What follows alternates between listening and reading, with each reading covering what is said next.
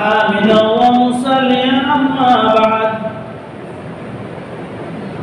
فقد قال الله تبارك وتعالى في كلامه المجيد وفرقانه الحميد أعوذ بالله من الشيطان الرجيم بسم الله الرحمن الرحيم كيف تكفرون بالله وكنتم أمواتا فأحياكم ثم يميتكم ثم يحييكم ثم إليه ترجعون أو كما قال ولن يؤخر الله نفسا إذا جاء أجلها والله خبير بما تعملون وقال في موضع آخر قل إن الموت الذي تفرون منه فإنه ملاقيكم ثم تردون إلى عالم الغيب والشهادة فينبئكم بما كنتم تعملون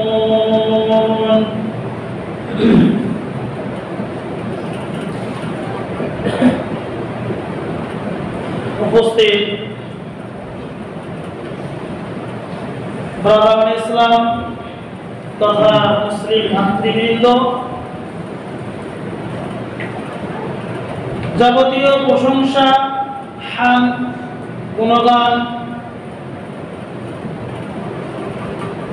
সেই মহান রব্বুল আলামিনের জন্য, যার অশেষ মেহেরবানিতে প্রতি জুমার ন্যায় আজকেও আমরা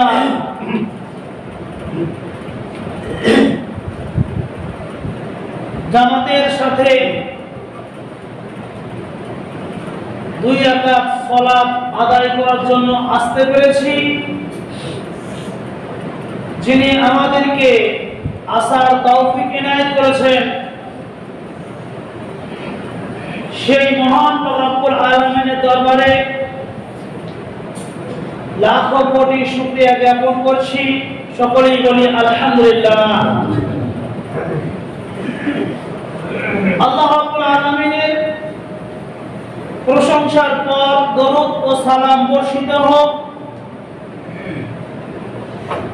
আহমদি মুজতাবা মুহাম্মদ মুস্তাফা সাল্লাল্লাহু আলাইহি ওয়াসাল্লামের উপর, আল্লাহুম্মা আমিন।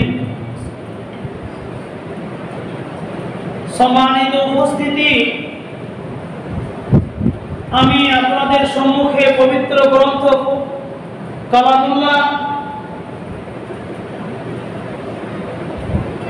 এই কালামুল্লাহতে যে 114টি সূরা রয়েছে,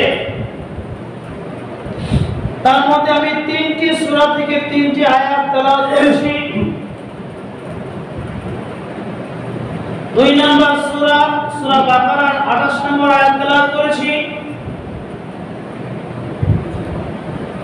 63 নম্বর সূরা সূরা মুনাফিকুনের 11 নম্বর আয়াত তেলাওয়াত করেছি এবং সূরা জুমার 8 নম্বর আয়াত তেলাওয়াত করেছি। এই 3টি আয়াতকে বিষয়বস্তুর কেন্দ্রবিন্দুর মধ্যে রেখে সংক্ষিপ্ত সময়ে আজকে যে বিষয় নিয়ে আলোচনা করব, বিষয়বস্তু হচ্ছে মরণ একদিন আসবে।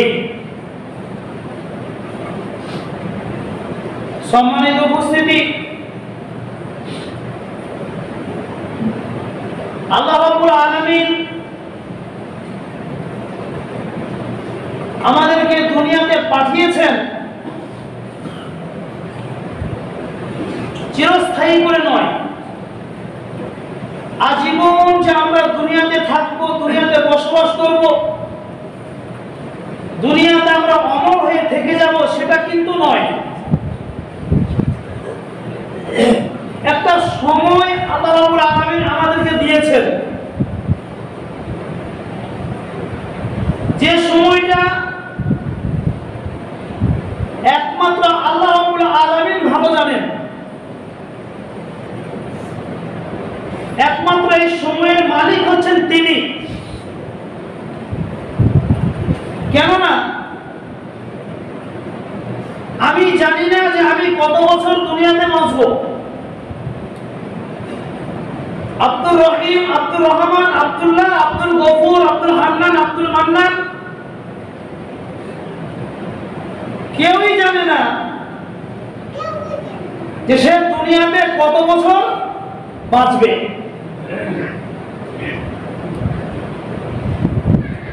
আমি কত বছর বাঁচবো আমি নিজেও জানি না। কারণ হায়াত মওত বা জীবন মরণ সবই আল্লাহ রাব্বুল আলামিনের হাতে। যদি আমাদের হাতে থাকতো সেই ক্ষমতা,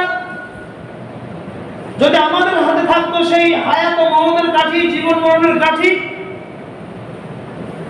তাহলে হয়তো আমি আমার সময়টাকে আরো 10 বছর বাড়িয়ে দিতাম। আমার 70 বছর জীবন দিয়ে আয়ু দিয়েছে আল্লাহ রাব্বুল আলামিন। আমি হয়তো আরেকটু ভালো কাজ করার জন্য আরো 10 বছর বাড়িয়ে দিতে পারতাম, কিন্তু সেই ক্ষমতা আমাদের হাতে নেই। এটা একমাত্র আল্লাহ রাব্বুল আলামিন নিয়ন্ত্রণ করে, তার হাতেই এটা আছে।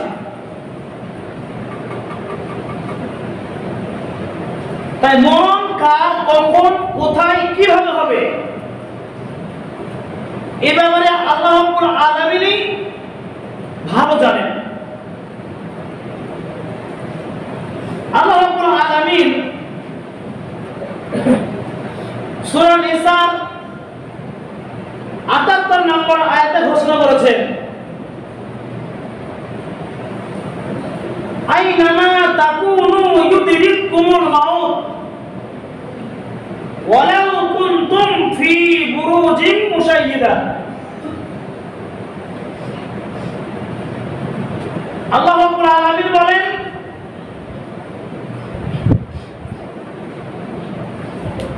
যে মৃত্যু হতে তোমরা যেখানে পালিয়ে যাও না কেন, যেখানে যাও না কেন, মৃত্যু তোমার নাগাল পাবেই পাবে। অর্থাৎ মৃত্যু হতে কেউই পরিত্রাণ পাবে না। ওয়ালাউ কুনতুম ফি বুরুজিন মুশাইয়্যিদা, যদিও সে সুদৃঢ় সুউচ্চ দরজার দুর্গে বসবাস করে। বিশ্বের সব থেকে যেটা উঁচু পাহাড় বা পর্বত, মাউন্ট এভারেস্ট, যদি কোনো মানুষ মনে করে যে আমি সেই উচ্চতমে গিয়ে একটা অট্টালিকা বানাবো বসবাস করার জন্য, তাহলে হয়তো মরণ ওখানে পৌঁছাবে না, মওত ওখানে যেতে পারবে না, আমার নাগাল পাবে না।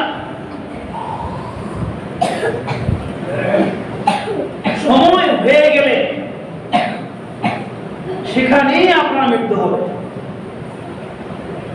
অতএব মৃত্যু আপনাকে পিছু ছাড়বে না। সময় হয়ে গেলে মৃত্যুর সঙ্গে আপনার সাক্ষাৎ হবেই হবে। এই জন্য প্রতি মুহূর্তে মরণকে স্মরণ রাখতে হবে। আল্লাহ রাসূল সাল্লাল্লাহু আলাইহি ওয়াসাল্লাম বলেন, সাহাবাদেরকে বলেছে যে যখন তোমরা সালাত আদায় করবে, যে ওয়াক্তে সালাতটা তোমরা আদায় করবে, সেই ওয়াক্তে সালাতটাকে তোমরা জীবনের শেষ সালাত হিসাবে ধরে নাও, যে জীবনের শেষ নামাজ হিসাবে ধরে নাও। আজকে আমরা এখানে অনেকে এই জামে মসজিদে উপস্থিত হতে পেরেছি বা হয়েছি, হয়তো অনেক আশা আছে যাবার সামনে জুমায় আমরা এই জামে মসজিদে একত্রিত হয়ে জামাত সহকারে আবার ইমামের পিছনে 2 রাকাত ফরজ সালাত আদায় করব। অনেকের আশা আছে যে না আমরা আবার আসরের সালাতটা জামাত সহকারে আদায় করব। আল্লাহ রাসূল বলছেন যে এই সালাতটাকে তুমি জীবনের শেষ সালাত হিসেবে গ্রহণ করে নাও। যে আসরের সালাত তুমি পাবে এটা চিন্তা করলে হবে না। আমি আপনি কেউই জানি না যে আমাদের কার কখন কোথায় কিভাবে মরণ হবে।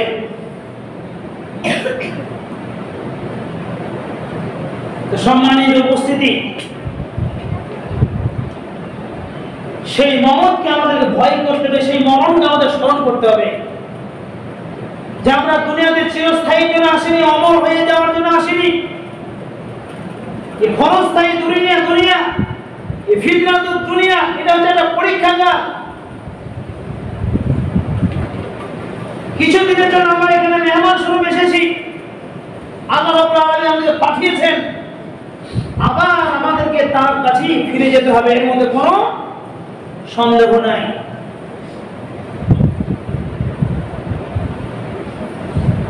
এই ব্যাপারে আল্লাহ রাব্বুল আলামিন বলছেন 2 নম্বর সূরা বাকারা আয়াত নম্বর 28, বিসমিল্লাহির রহমানির রহিম, কাইফা তাকফুরুনা বিল্লাহি ওয়া কুনতুম আমওয়াতান ফাআহইয়াকুম সুম্মা ইউমীতুকুম সুম্মা ইউহয়ীকুম সুম্মা ইলাইহি তুরজাউন। আল্লাহ বলেন তোমরা কিভাবে আল্লাহ রাব্বুল আলামিনকে অস্বীকার করো। কাইফা তাকফুরুনা বিল্লাহ, কেমন করে তোমরা আল্লাহ রাব্বুল আলামিনকে অস্বীকার করো, তার সঙ্গে কিভাবে তোমরা কুফরি করো, বিশ্বাসঘাতকতা করো। ওয়া কুনতুম আমওয়াতান, তোমরা তো ছিলে প্রাণহীন, নিষ্প্রাণ, তোমাদের কোনো প্রাণ ছিল না, অস্তিত্ব ছিল না। ফাআহইয়াকুম, আল্লাহ রাব্বুল আলামিন তোমাদেরকে প্রাণ দিয়েছেন। সুম্মা ইউমীতুকুম, আবার সেই আল্লাহ তোমাদের মৃত্যু ঘটাবেন, তোমাদেরকে মৃত্যু দেবেন। সুম্মা ইউহয়ীকুম, আবার সেই আল্লাহ তোমাদেরকে জীবিত করবেন। ওয়া ইলাইহি তুরজাউন, অতঃপর আমাদের সকলকে সেই আল্লাহ রাব্বুল আলামিনের কাছে প্রত্যাবর্তন করতে হবে, ফিরে যেতে হবে। তারপর কেন আমাদের এত অহংকার, কেন এত গর্ব যে হায়াত এবং মওতের বা জীবন এবং মরণের কাঠি যার হাতে রয়েছে, যিনি এগুলোকে পরিচালনা করছেন, তার কাছে আমাদেরকে ফিরে যেতেই হবে, দুদিন আগে হোক আর দুদিন পরে হোক। আমি বারবার বলি যে আসার একটা সিরিয়াল আছে, কিন্তু যাওয়ার কোনো সিরিয়াল নেই। যে আমি আগে এসেছি বলে আমি আগে যাব, আব্দুর রহমান আব্দুল্লাহ পরে এসেছে বলে ওরা পরে যাবে, যে না, এটা কোনো সিরিয়াল নেই। আমি আগে এসেছি, আমি পরেও যেতে পারি। হয়তো আল্লাহ আমার আয়ু বৃদ্ধি করে দিয়েছেন, বাড়িয়ে দিয়েছেন, ওদের হয়তো তো আয়ু দেননি, 12 বছর 14 বছর 16 বছর 18 বছর আয়ু দিয়েছেন, দুনিয়া থেকে আমার চোখের সামনে চলে গেছে।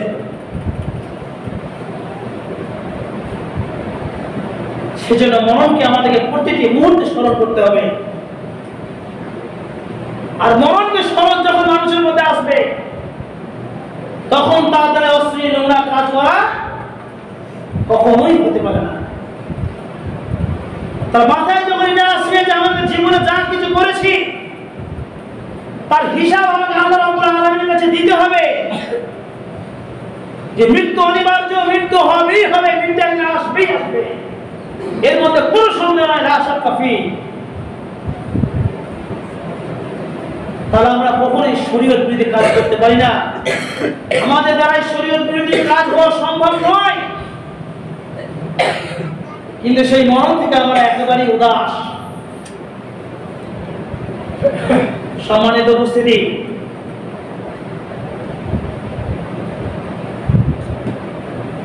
ছোট্ট একটা কাহিনী বলছি আপনাদের কাছে।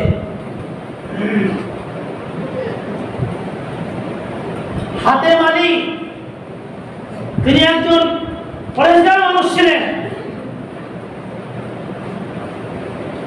কোনো গল্প বলছি না, এই ঘটনাটা শাইখুল হাদিস আব্দুল হামিদ ফাইজি আল মাদানী মরণকে স্মরণ এই গ্রন্থে 51 পৃষ্ঠায় শুরু করেছেন এবং 53 পৃষ্ঠায় গিয়ে ঘটনা শেষ করছেন।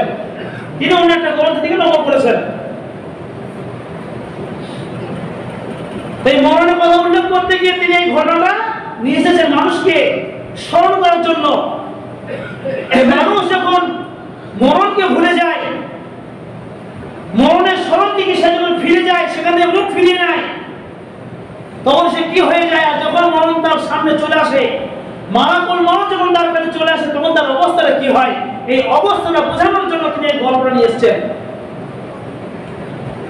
তিনি বলেন যে হাতেম আলী একজন বিখ্যাত পরেশগার মানুষ ছিলেন, আল্লাহওয়ালা মুত্তাকি মানুষ ছিলেন, যে প্রতিনিয়ত তিনি তাহাজ্জুদের সালাত আদায় করতেন। গভীর রাতে গিয়ে মসজিদে তাহাজ্জুদের সালাত তিনি আদায় করতেন। একদিন গভীর রাতে মালাকুল মউত মসজিদে হাজির।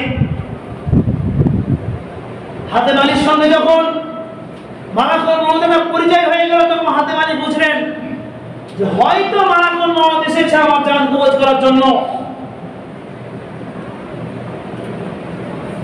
কিন্তু মালাকুল মউত যখন তার ভুলটা ভাঙিয়ে দিলেন, তখন তার মনে একটু সাহস এলো যে না, উনি তো আমার জান কবজ করতে আসেননি।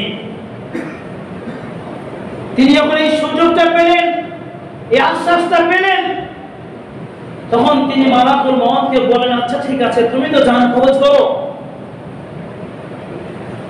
তাহলে আমি কতদিন দুনিয়াতে বাঁচবো, কতদিন আমার হায়াত আছে, একটু দেখে বলে দাও তো। মালাকুল মউত বললেন যে দেখুন, এটা হচ্ছে গায়েবী ব্যাপার, এই সমস্ত খবর একমাত্র আল্লাহ রাব্বুল আলামিন জানেন। যখন জান কবজ করতে আল্লাহ রাব্বুল আলামিন আমাকে নির্দেশ দেন, তৎক্ষণাৎ আমি গিয়ে তার জানটা কবজ করে নিয়ে আসি। অতএব আপনি কতদিন বাঁচবেন এই বিষয়ে আমার কোনো ধারণা নেই। হাতেম আলী বললেন, মালাকুল মউত রে, শুনেছি প্রত্যেক বছরের শবে কদর রাতে লাইলাতুল কদর নামক যে সম্মানীয় রাত রয়েছে, এই রাতে ওই বছরে কার কার মৃত্যু হবে একটা লিস্ট করা হয়। ওদের সেই লিস্ট থেকে বলে দাও যে সেই লিস্টে আমার নামটা আছে কিনা। মালাকুল মউত বলেন, এটাও তো আমার হাতে নেই, তবে একটা খবর আপনাকে দিতে পারি যে মৃত্যু আপনার কাছে আসার আগে মরণের চিঠিটা আপনার কাছে আসবে। মরণের চিঠি আসবে আপনার কাছে মৃত্যু আসার আগে। বাস, এই তো হাতেম আলী একটা সুযোগ পেয়ে গেলেন। বলল, মরণের চিঠি যখন আসবে, তাহলে এখন থেকে গেলে এত নামাজ রোজা করবো, এত তাহাজ্জুদ করবো, যখন মরণের চিঠি আসবে তখন না হয় দেখা যাবে তাহাজ্জুদ করবো, 5 ওয়াক্ত সালাত আদায় করবো, দান খয়রাত করবো এবং খালেস অন্তরে তওবা করে নেব। যেই না ভাবা সেই কাজ। হাতেম আলী নামাজ ছেড়ে দিল, তাহাজ্জুদের নামাজ ছেড়ে দিল, সম্পূর্ণ শরীয়ত থেকে বেরিয়ে চলে গেল, ধর্ম থেকে বেরিয়ে চলে গেল এবং বিভিন্ন নোংরা কাজে লিপ্ত হয়ে গেল। এমনকি ব্যভিচারীদের কাছেও যেতে শুরু করে দিল। বেশ্যা নারীদের কাছে যেতে শুরু করে দিল। দিন যায়, সপ্তাহ যায়, মাস যায়, বছর যায়, আস্তে আস্তে আস্তে সেগুলো বৃদ্ধ হয়ে গেল, বিছানাগত হয়ে পড়েছে। এমন সময় মালাকুল মউত তার কাছে এসে হাজির। মালাকুল মউতকে দেখে হাতেম আলী বললেন, এটাই কি তোমার সময় হলো? চিঠি আনার সময়ের আগে পাওনি, এতদিন পর তুমি চিঠি নিয়ে আসছো? মালাকুল মউত বললেন, হাতেম আলী, আমি তোমার কাছে মউতের চিঠি নিয়ে আসিনি, মরণের চিঠি নিয়ে আসিনি। আমি আজকে এসেছি তোমার জান কবজ করার জন্য। চিঠি নিয়ে আসিনি, তোমার জান কবজ করার জন্য এসেছি। হাতেম আলী বললেন, মালাকুল মউত, তুমি তো বলেছিলে মৃত্যু আসার আগে তোমার কাছে মরণের চিঠি আসবে। আমার কাছে বহু চিঠি এসেছে, কিন্তু তোমার নাম দিয়ে তো কোনো চিঠি আমার কাছে আসেনি। তুমি একটা মিথ্যাবাদী। তুমি বলেছিলে মরণের চিঠি আসবে, কই আসেনি তো? তুমি আমাকে মিথ্যা কথা বলেছিলে। মালাকুল মউত বললেন যে না না, তোমার কাছে অনেক চিঠি এসেছে, তুমি কিন্তু লক্ষ্য করনি। হাতেম আলী তার ছেলেকে ডেকে বললেন, বাবা দেখো তো মালাকুল মউতের নাম দিয়ে কোনো চিঠি আমার কাছে এসেছে কিনা। চিঠির ফাইল বানা হলো, ফাইল খোলা হলো। শ্বশুর বাড়ির চিঠি আছে, বিয়াই বাড়ির চিঠি আছে, বিয়ান বাড়ির চিঠি আছে, ছেলের চিঠি আছে, জামাইয়ের চিঠি আছে, মেয়ের চিঠি আছে, বন্ধু বান্ধব সকলের চিঠি আছে, কিন্তু মৃত্যুর নামে কোনো চিঠি আসেনি। মালাকুল মউত বললেন, হাতেম আলী শোনো, এই চিঠি কিন্তু ওই ডাকের মাধ্যমে আসে না, পোস্ট কার্ডের মাধ্যমে আসে না, কাউরে মারফতে আসে না। এই চিঠিগুলো প্রকৃতিগত দেহের মধ্য দিয়ে আসে। হাতেম আলী শুনে নাও, যখন তোমার একটা চুলের পাক ধরেছিল, একটা চুল পেকে গেছে, জীবনের প্রথম চিঠি তোমার কাছে চলে এসেছে, মরণের চিঠি চলে এসেছে। এইভাবে যতগুলো চুল তোমার পেকেছে, তোমার কাছে ততগুলো মরণের চিঠি এসে গেছে। যখন তোমার দাঁত পড়া শুরু করেছে, দ্বিতীয় চিঠি তোমার কাছে চলে এসেছে। এইভাবে যতগুলো তোমার দাঁত খসে পড়ে গেছে, মৃত্যুর ততগুলো চিঠি তোমার কাছে চলে এসেছে। তোমার যখন মাজা বেঁকে গেছে, আর সোজা হয়ে দাঁড়াতে পারো না, তখন মরণের রেজিস্ট্রি চিঠি তোমার কাছে চলে এসেছে। যখন তুমি রাস্তায় অ্যাক্সিডেন্ট করেছিলে, অ্যাক্সিডেন্টের হাত থেকে যখন তুমি বেঁচে গেছো, সেই সময় তোমার মরণের টেলিগ্রাফ চলে এসেছে। এই চিঠি খামের মধ্যে আসে না, এই চিঠি ডাক পোস্টের মাধ্যমে আসে না, এটা দেহের মধ্য দিয়ে আসে। সম্মানিত উপস্থিতি, তখন আর হাতেম আলীর হুঁশ ফিরে এসেছে। হাই আমি কি করলাম? এবার মালাকুল মউতকে বলছে যে আমার জান তো কবজ করবে, আমাকে একটু সময় দাও, আমাকে একটু সময় দাও, আমি ওযু করে একটু সালাত আদায় করি, আল্লাহর কাছে তওবা দিলি করি, তারপরে না আমার জানটা কবজ করবে। মালাকুল মউত বললেন যে না, যার জন্য যে সময় নির্দিষ্ট করে দেওয়া হয়েছে, নির্ধারিত সময়ই তার জান কবজ করা হবে। 1 সেকেন্ড বিলম্ব করা হবে, 1 সেকেন্ড বিলম্ব করা হবে না, দেরি করা হবে না। অতএব আর কোনো উপায় নাই, তোমার জান কবজ করে আমি নিয়ে যাব। সম্মানিত উপস্থিতি, এইভাবে আল্লাহ রাব্বুল আলামিন বলছেন সূরা মুনাফিকুনের 11 নম্বর আয়াত, বিসমিল্লাহির রহমানির রহিম, ওয়ালা ইউআখিরুল্লাহু নাফসান ইযা জাআ আজালুহা ওয়াল্লাহু খাবীরুম বিমা তা'মালুন। আল্লাহ রাব্বুল আলামিন বলেন, ওয়ালা ইউআখিরুল্লাহু নাফসান ইযা জাআ আজালুহা, আর কাউকে অবকাশ দেওয়া হবে না, সময় দেওয়া হবে না, যখন তার কাছে তার নির্ধারিত সময় এসে পৌঁছে যাবে, আর তার কোনো সময় দেওয়া হবে না। আল্লাহু খাবীরুম বিমা তা'মালুন, আল্লাহ রাব্বুল আলামিন সব কিছু জানেন, যেগুলো তুমি আমি করেছি, আমরা যা কিছু করছি, এই বিষয়ে সমস্ত বিষয় আল্লাহ রাব্বুল আলামিন খবর রাখেন। অতএব যার নির্ধারিত সময় এসে যাবে আর তাকে 1 সেকেন্ড অবকাশ দেওয়া হবে না, 1 সেকেন্ড বিলম্ব করা হবে না, দেরি করা হবে না।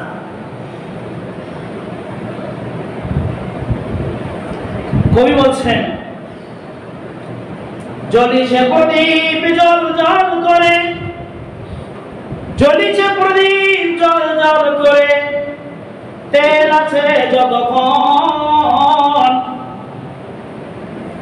নিভিয়ে যাবে এক সময় তাহা ভাবিয়া দেখো রে মন। প্রস্ফুটিত কুসুম কলি, প্রস্ফুটিত কুসুম কলি, ডালে আছে আলো করে, কোন দিন তাহা শুকিয়ে মাটির পক্ষে পড়িবে ঝরে। তেল ঢালিলে জ্বলিবে আলো, তেল ঢালিলে জ্বলিবে আলো, বসন্ত আসিবে ফিরে, কিন্তু তোমার জীবন তরি ফিরিবে না দেহ তীরে। শেষ হয়ে যাবে জীবনের খেলা, শেষ হয়ে যাবে জীবনের খেলা, ছেড়ে যেতে হবে বাড়ি, ছেড়ে যেতে হবে সম্পদ যত, সুন্দর নারী ও গাড়ি। যে বাড়ি তোমার আসল বসতি, যে বাড়ি তোমার আসল বসতি, বানাও তাহা আগে, করো সেই কাজ যেই কাজে ফুল ফুটিবে তোমার কবর বাগে। যে যাবার সে চলে যায়, যে যাবার সে চলে যায়, ফিরে আর নাহি আসে, সে আধার নিশায় চাঁদ আর নাহি হাসে। জীবন বলিছে মাটির মায়ায়, জীবন বলিছে মাটির মায়ায়, আবার আসিব ফিরে, বলিছে মরণ নিয়ে যাব তরে, মরণ সাগর তীরে। অতএব এই মরণ নামক তীর যদি দেহ থেকে একবার বেরিয়ে চলে যায়, তাহলে কিন্তু সেটা আর ফিরে আসার সম্ভাবনা থাকে না। সম্মানিত উপস্থিতি, ধনুক থেকে তীর যদি বেরিয়ে যায়, সেই তীর যেমন ধনুকে ফিরে আসে না, সম্ভব নয়, তেমনি মনে করুন আপনার দেহটা হচ্ছে একটা ধনুক, আত্মাটা হচ্ছে আপনার তীর। এই দেহ নামক ধনুক থেকে যখন আত্মা নামক তীরটা বেরিয়ে যাবেন, সেই আত্মা নামক তীরটার ধনুকে ফিরে আসবে না, সম্ভব নয় ফিরে আসা। সেই জন্য সেই মরণকে স্মরণ করুন, সেই মরণকে ভয় করুন। আফসোস আজকে সেই মৃত্যুর ভয় আমাদের নেই।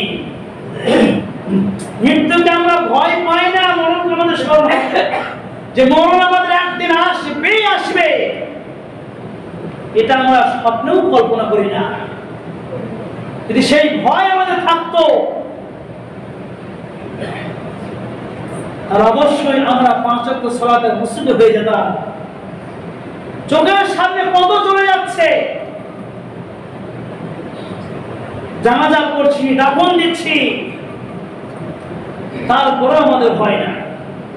চোখের সামনে দেখি এই আছে এই নাই, চোখের সামনে দেখি এই আছে এই নাই, মিঠা পানি দিতে দিতে হচ্ছে বিদায়। আমরা কত মায়েদের গোসল দিলাম, কত জানাজার সালাত আদায় করলাম, কত দাফন করলাম, এতে এত চিন্তা করি না যে আমাকে তো এইভাবে কেউ একদিন গোসল দেবে, আমার জানাজা হবে, আমার দাফন হবে, আমাকে একাকী রেখে চলে আসবে। সেই ভয়ঙ্কর কবর, অন্ধকার কবর, সামান্য জায়গা, সেই জায়গায় আমি কিভাবে থাকবো যদি আমার আমল বরবাদ হয়ে যায়?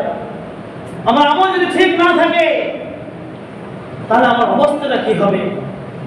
একটু চিন্তা করো, সেই মরণকে একটু স্মরণ করো। মৃত্যু আপনার অনিবার্য। কুল্লু নাফসিন যায়িকাতুল মাউত। আল্লাহ রাব্বুল আলামিন পবিত্র গ্রন্থ কুরআনুল কারীমের অনেক জায়গায় ঘোষণা দিয়েছেন, ক্ষুদ্র থেকে ক্ষুদ্রতম যে ক্ষুদ্রতম প্রাণীকে সচক্ষে দেখা যায় না, অনুবীক্ষণ যন্ত্র নিয়ে দেখতে হয়। সেই ক্ষুদ্র, অতি ক্ষুদ্র প্রাণী যার মধ্যে প্রাণ আছে তাকে মৃত্যুবরণ করতে হবে। আর যে একেবারে খুব শক্তিশালী প্রাণী তাকেও মৃত্যুবরণ করতে হবে। মৃত্যুর হাত থেকে কেউ রেহাই পায়নি, আর কেউ পাবেও না, কেউ পাবে না। ফেরেশতা মণ্ডলী তারাও পাবে না। কুল্লু মান আলাইহা ফান ওয়া ইয়াবকা ওয়াজহু রাব্বিকা যুল জালালি ওয়াল ইকরাম। সূরা আয়াত 3 রুকু একবারে প্রথম আয়াত থেকে। কুল্লু মান আলাইহা ফান, সমস্ত কিছু ফানা হয়ে যাবে, সব ধ্বংস হয়ে যাবে, শেষ হয়ে যাবে। ওয়া ইয়াবকা ওয়াজহু রাব্বিকা যুল জালালি ওয়াল ইকরাম, একমাত্র আল্লাহ রাব্বুল আলামিন তিনি টিকে থাকবেন, তাছাড়া আর কেউ বেঁচে থাকবে না। সব মৃত্যুর স্বাদ চাকতেই হবে। পুরো নাফসে যায় কত সব, যার আত্মা আছে সে আত্মাকে মৃত্যুর স্বাদ চাকতেই হবে, তাতে কেউ দুদিন আগে হোক আর দুদিন পরে হোক, কোনো উপায় নেই, কোনো নিস্তার নেই। ওদের সেই মন কাজ আমাদের ভয় হয় না। মনকে স্মরণ করবো, মনকে ভয় করবো যে প্রত্যেকটি মুহূর্তে আমার মৃত্যু হতে পারে। আইনামা তাকুন ইদরিকুম মাউত ওয়া কুনতুম ফি বুরুজিন মুশাইয়্যাদা। সূরা নিসার 8 নম্বর আয়াত।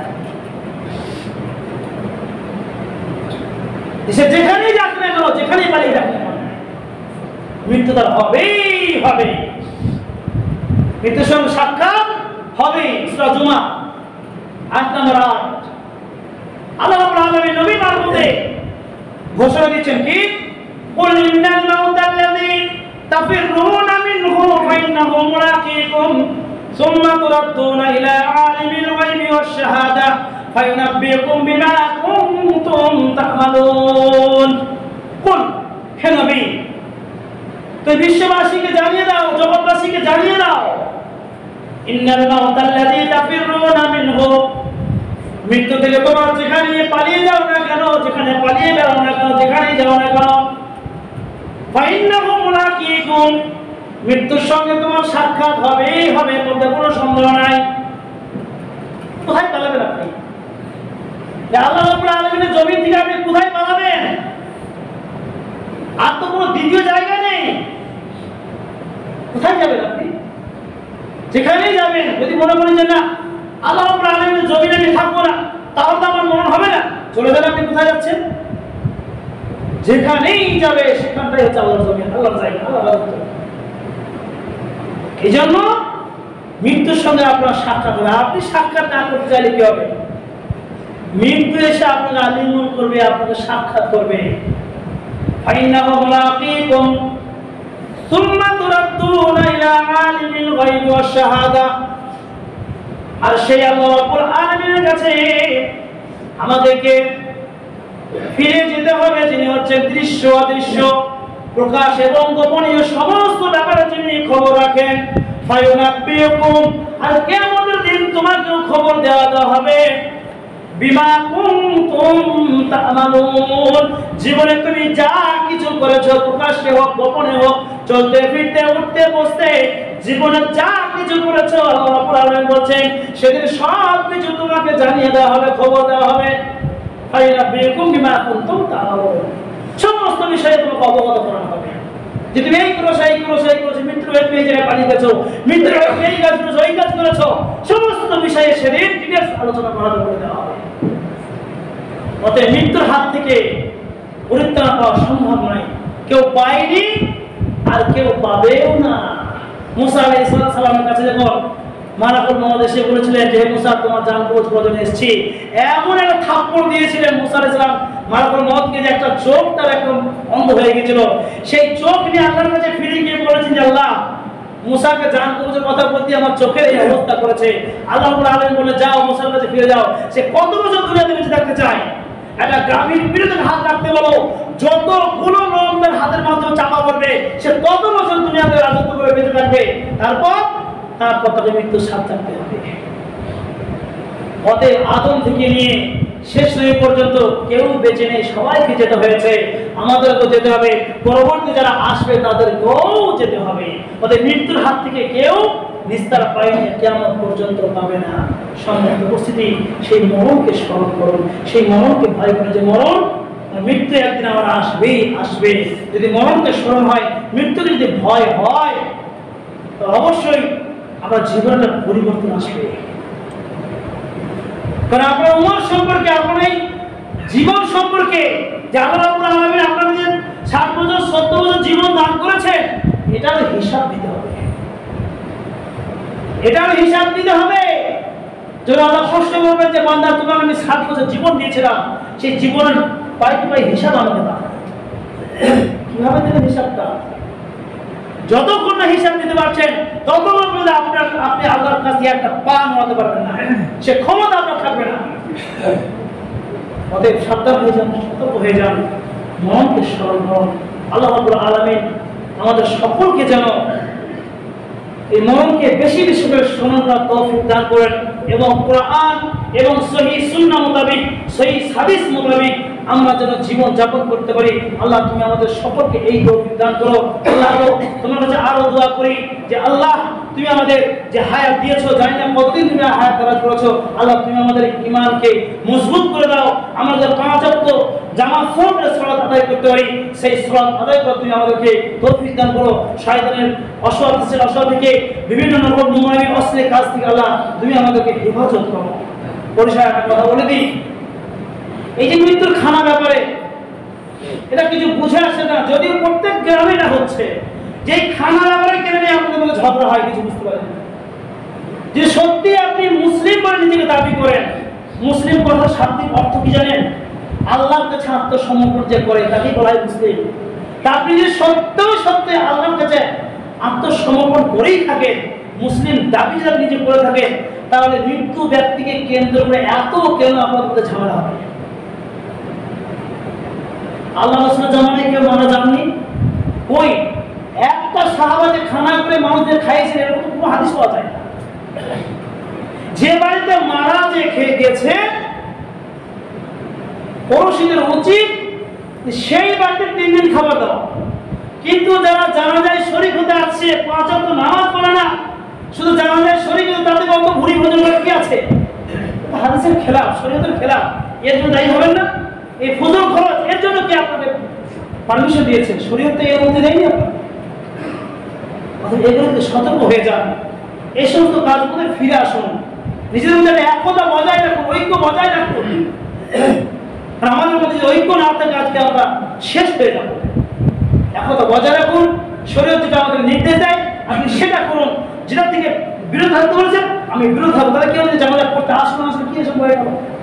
আজকে আমরা মানুষ মারা গেলে তাকে 22 ঘন্টা 24 ঘন্টা রেখে দিচ্ছি, অমুক জায়গাতে অমুক জন আছে, অমুক জায়গাতে অমুক আছে, কেউ পারবে সেটা? আল্লাহ রাসূল বলছেন যখন কোনো মানুষ মারা যাবে তাকে দ্রুত দাফন করে দাও, তাকে দ্রুত দাফন করে দাও। কিন্তু আমরা সেটা না করে মৃত্যুর বারোটা বাজিয়ে দিয়ে 24 ঘন্টা 25 ঘন্টা পর্যন্ত আমরা রেখে দিচ্ছি, তারপর তাকে দাফন করছি। এর জন্য হিসাব দিতে হবে আমার কাছে। আল্লাহ যেন আমাদেরকে সেই হাদিস মোতাবেক জীবনযাপন করার তৌফিক দান করেন, এবং এই সমস্ত কথাগুলো বোধ শক্তি দান করেন। اللهم صل على محمد وعلى ال محمد كما صليت على ابراهيم وعلى ال ابراهيم انك حميد مجيد. اللهم بارك على محمد وعلى ال محمد كما باركت على ابراهيم وعلى ال ابراهيم انك حميد مجيد. ربنا تقبل منا انك انت السميع العليم وتب علينا انك انت التواب الرحيم. سبحان ربك رب العزه عما يصفون وسلام على المرسلين والحمد لله رب العالمين.